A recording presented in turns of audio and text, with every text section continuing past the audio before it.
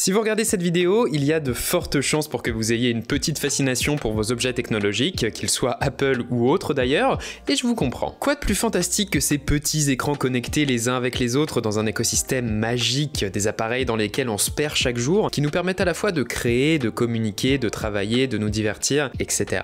Et pourtant, aussi riches que soient ces appareils, c'est souvent les petits objets qui viennent saupoudrer leur expérience qui sont en fait les plus grands vecteurs d'utilité et qui personnellement m'apportent le plus de joie au quotidien. Je voulais donc remettre un peu les choses dans le bon sens à l'occasion du Black Friday en vous présentant les accessoires que j'utilise personnellement, histoire que vous puissiez éventuellement vous en inspirer. Vous regardez Nightech, c'est Thomas et aujourd'hui on fait l'éloge de l'accessoire.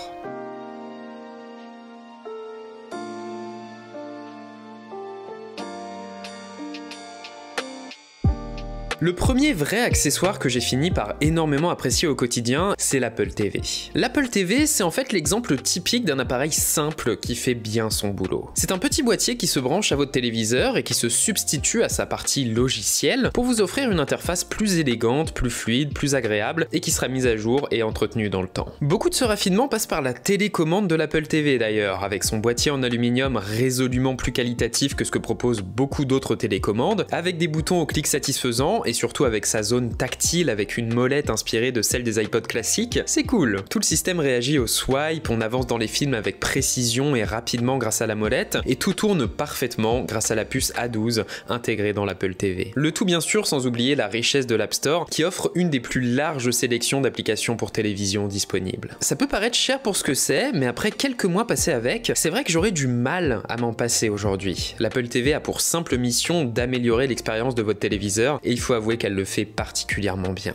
Mais bien sûr, il est bien mignon ce boîtier, mais encore faut-il avoir quelque chose auquel le brancher, on est bien d'accord. Ma recommandation de base en ce moment, si vous cherchez un moniteur polyvalent à pas trop cher, c'est toujours mon moniteur perso, le Smart Monitor M7 de Samsung. De l'USB type C avec recharge, 2 ports HDMI, de la 4K, 32 pouces, 60 images par seconde, une colorimétrie et une luminosité correcte, c'est déjà un excellent moniteur pour accompagner un MacBook Pro. Le truc qui le rend vraiment unique, c'est son intégration de Tizen, le même système d'exploitation que Samsung installe sur ses téléviseurs, pour accéder à Netflix, Apple Music, Apple TV+, et compagnie, directement via le moniteur, le tout en proposant une compatibilité avec AirPlay 2 qui le rend idéal dans un écosystème Apple. Franchement, pour un bureau ou une chambre, c'est le meilleur investissement possible, et c'est juste un de mes achats favoris de cette année, très clairement. Mais bien sûr, si l'Apple TV est un excellent boîtier TV, comme d'habitude, là où Apple pêche, c'est dans le jeu vidéo, et si vous voulez jouer, il n'y a pas de mystère, il vous faut une console. Dans mon cas, la petite Xbox Series S. Ce qui me fait énormément apprécier la série S en tant que joueur occasionnel, et au-delà de son design qui est juste excellentissime, c'est qu'encore une fois c'est un objet dédié quasi uniquement à un usage précis,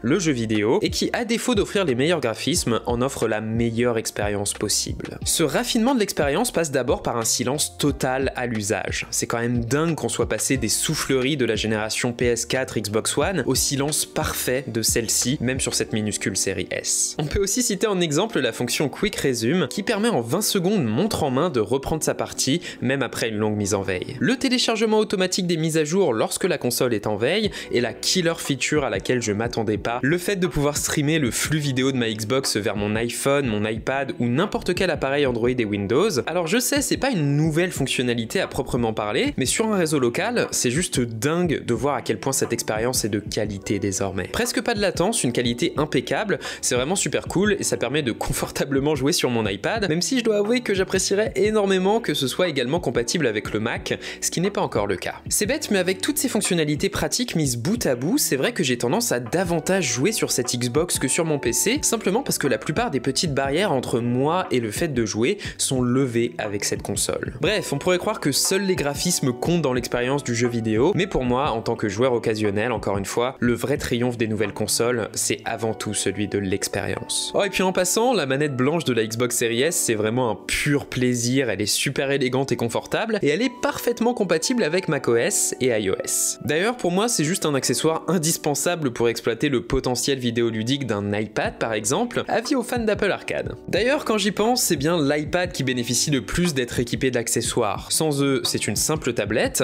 mais avec les bons gadgets, l'iPad devient ultra riche. Personnellement, je suis toujours fan du Smart Keyboard Folio qui a été un peu oublié depuis l'arrivée du Magic Keyboard. monde. Il permet à la fois de profiter d'un clavier ultra compact tout en ayant toujours la possibilité de le plier au dos de l'iPad pour conserver son rôle de tablette. Pour ceux qui veulent aller plus loin, il y a ce support articulé de chez Satechi qui permet de donner à l'iPad des petits airs d'iMac. Pratique pour le surélever à côté d'un moniteur pour jouer dessus plus confortablement ou même carrément pour le convertir en mini ordinateur de bureau. Je m'en suis servi ces derniers temps pour jouer à la Xbox et pour écrire les brouillons de mes scripts sur Notion, l'iPad donnant un côté un petit peu plus fun à l'écriture je trouve, et c'est bête mais c'est vrai que le fait de positionner l'iPad comme ça le rend plus pratique en fait. C'est difficile à définir mais ça conduit à s'en servir un petit peu différemment, c'est drôle.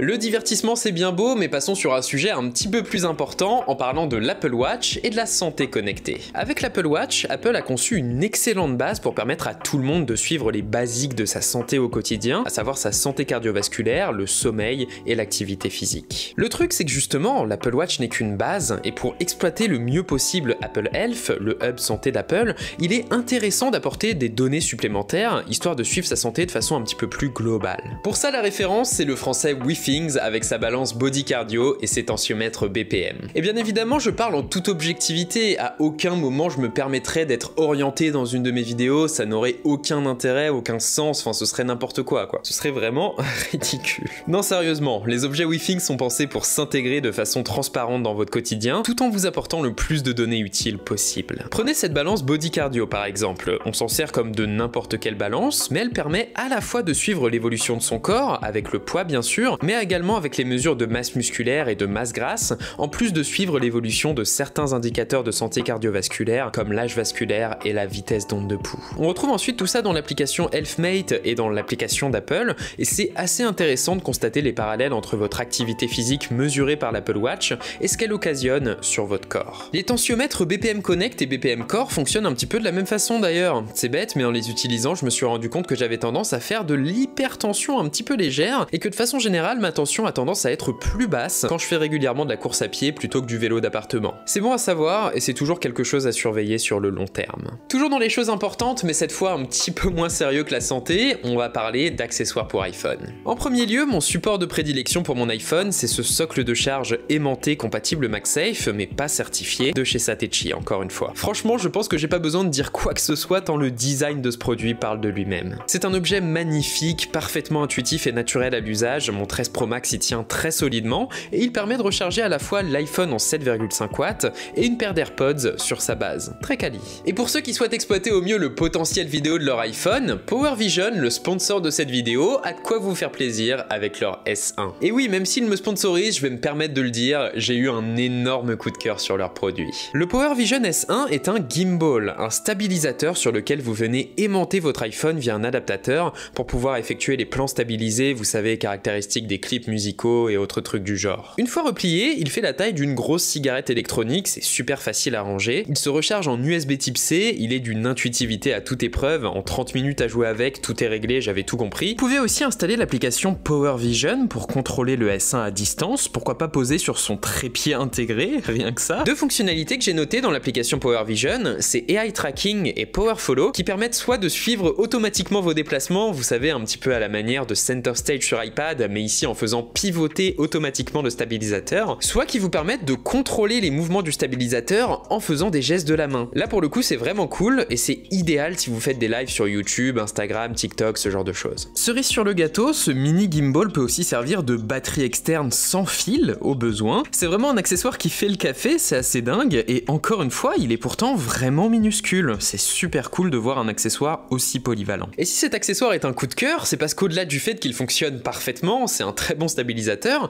et bah c'est juste super fun en fait. Un double appui sur son bouton fait passer le téléphone du mode portrait au mode paysage, avis aux amateurs de TikTok. Un joystick permet de faire des panoramas automatiquement, enfin c'est juste super marrant à utiliser. Bref, si vous voyez des plans tournés à main levée dans les prochaines vidéos, sachez que ce sera tourné à l'iPhone 13 Pro Max avec le PowerVision S1. Encore une fois, merci à eux de sponsoriser cette vidéo, et vraiment c'est rare que je sois aussi dithyrambique même dans une partie sponsorisée, donc bien joué les gars, et encore merci. Revenons sur les accessoires, non seulement pour l'iPhone, mais plus généralement pour tout l'écosystème d'Apple, et étonnamment, pour des écouteurs intégrés dans l'écosystème, il y a plus d'options que ce qu'on pourrait penser initialement. Déjà, il y a une option que beaucoup de gens ont l'air d'avoir oubliée depuis les AirPods Max, c'est les Beats Solo Pro, un très bon casque à réduction de bruit active avec un son punchy et détaillé, et qui possède la même puce H1 que celle des derniers AirPods, avec la plupart des avantages que ça implique, à l'exception de l'audio spatial. J'ai toujours une sacrée appréciation pour ce casque personnellement, il est super pratique pour le sport, pas forcément très confortable, mais vraiment excellent dans tout le reste. À côté, il y a les AirPods Max bien sûr, pour les gens qui ne veulent faire aucun compromis. Ils sont excellentissimes en matière d'audio, un bon cran au-dessus du Solo Pro, ultra premium en termes de design, et ils sont souvent en promo ces derniers temps. Effectivement, autour de 500 €, c'est un investissement très solide pour les amateurs de bon son. Je suis toujours en extase sur ma paire après presque un an d'utilisation personnellement, c'est vous dire. Et enfin, clairement, si vous cherchez des AirPods, c'est les Pro qui sont la meilleure option en ce moment. La réduction des bruits actifs vaut clairement le détour, il y a souvent des offres promotionnelles dessus, et leur partie audio est équilibrée, un petit peu plate pour les amateurs de basse peut-être, mais franchement sympa. À côté, c'est vrai que les AirPods 3 sont vraiment pour les gens qui détestent le format intra-auriculaire sous toutes ses formes, mais voilà, pour l'instant, je pense que les Pros offrent le meilleur rapport qualité-prix. Enfin voilà, c'était tous mes petits compléments de l'écosystème d'Apple que j'avais envie de vous recommander à l'occasion de Black Friday. C'est marrant parce que dans ce genre de vidéo, j'ai toujours un petit peu l'impression de manquer de consistance ou vous savez d'un grand propos philosophique, mais quelque part justement, c'est pour ça que tous ces accessoires sont aussi appréciables. Si aucun n'est véritablement vital ou indispensable, ils apportent tous une certaine forme d'utilité et juste de bonus. Et au final, c'est bien cette forme de futilité qui les rend si plaisants au quotidien. Enfin bref, c'était Nighttech, c'était Thomas, j'espère que cette petite vidéo vous aura plu, qu'elle vous aura éventuellement aidé, et si c'est le cas, comme d'habitude, vous savez quoi faire, le j'aime, le commentaire, l'abonnement et le partage. Et puis il me reste qu'à vous souhaiter de passer un très bon début de fête, de vous faire plaisir et de faire plaisir à vos proches. Et puis bah écoutez, profitez bien. Je vous retrouve jeudi prochain. Allez, salut.